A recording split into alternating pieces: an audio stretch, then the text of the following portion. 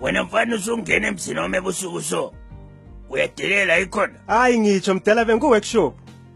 Tell me, my boy, what did you learn from this workshop? Khulu, it was about the elections and the new method of voter registration. Ababiza bethi biometric voter registration system. Bio what, my boy?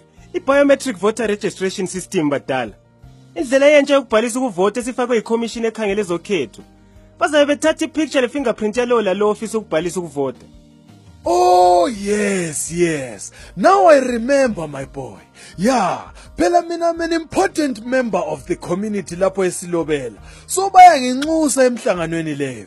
I did hear about our Zimbabwe Electoral Commission carrying out a new registration process where sonke la lo usilibaziso obhala i-A level lawe madube osowake wavota kumele siyobhalisa kakutsha sonke.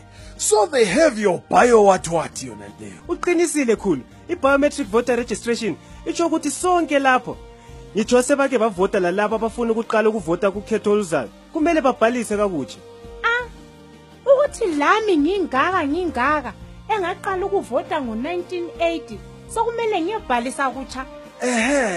Biometric features ukuze libe ku-voters roll entsha lenelise to vote ngo-2018. Ngezwa mina emhlanganweni esasiye kuwo kusobhuku iviki edluleyo.